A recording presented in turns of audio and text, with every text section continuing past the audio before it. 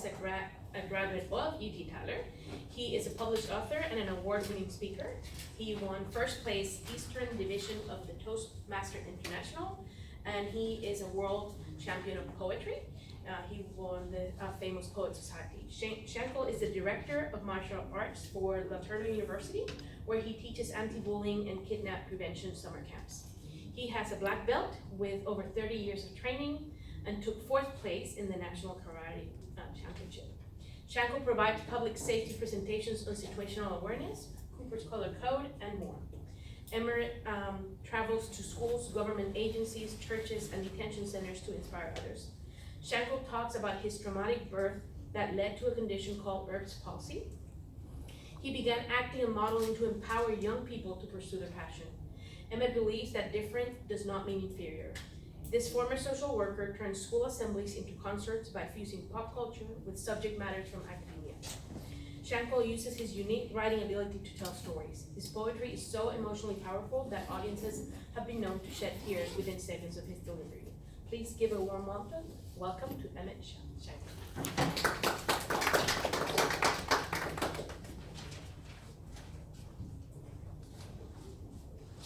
Thank you for that introduction. So how are we today, guys? Good. Very good, very good. When are you set to graduate? 2020. 2020. 2021. 21. 22. 22? 20. Okay, very good. Before I even get started with my presentation, I just gotta take my hat off and give you guys a clap of praise. Because not everyone is willing to do what you do. Not everyone is willing to go to school and sacrifice their time, their hours, and their life for the benefit of others. So I applaud what you're doing, because other people, hey, school's not for them. They're just not interested. No, school, bruh, this is cutting into my Fortnite time. I don't think so. No, I ain't got time. So I appreciate you guys for going to school and sacrificing so much. Before I get into my speech for today, everywhere I go, people want to know, what happened to your arm? Is that polio, or were you born like that? Are you a veteran, like Iraqi freedom? Did you go to war for that or something?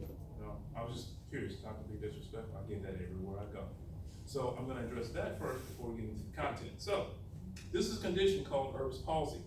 It's only the tip of the iceberg, okay? So when I was born, I had an extremely traumatic birth.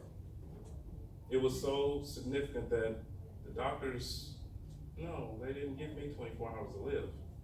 They told my mother and father, we're sorry. Your son is not going to survive through the night. Statistically,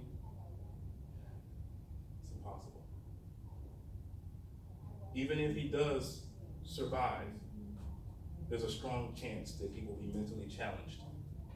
He will have cognitive deficits. And what that means is when he goes to school, teachers will have to spend extra time with him, going over the same basic material again. Because his brain is not like other kids. He can't learn like other kids. So after hearing that, I imagine my parents did what most parents would do in that situation. I imagine they cried for some time. I imagine they consoled each other through the tears. And then something happened. They decided to make a choice and a decision. They decided that they were going to respect the doctor's diagnosis, but we're gonna pray about it anyway. So they prayed all night for a miracle, and God gave them one. Now, does that mean that my life was easy? No, quite the contrary. So do you think I was bullied in school because my arm, different, small arm, baby arm, those things like that? Yes. So I know what it's like to be different. Maybe some of you guys out there can relate. Maybe some of you guys know what that's like. So yeah, I'm a survivor. So I've got bully stories out the wazoo. So I know what it's like to be attacked for something that is not your fault. So that's why I'm here. show people that you can do this. You matter. It's important that you take it to the next level, because you never know who you're going to impact, whose life you can save by giving your story, being vulnerable for a few minutes with complete strangers and telling your life story.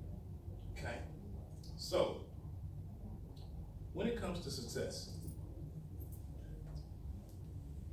there was moments in my life when I wasn't sure about a lot of things. I really didn't know if I could do this. I knew one thing for sure. I knew that I wanted to make my mother proud because of the sacrifices that she made for me. I was 19 years old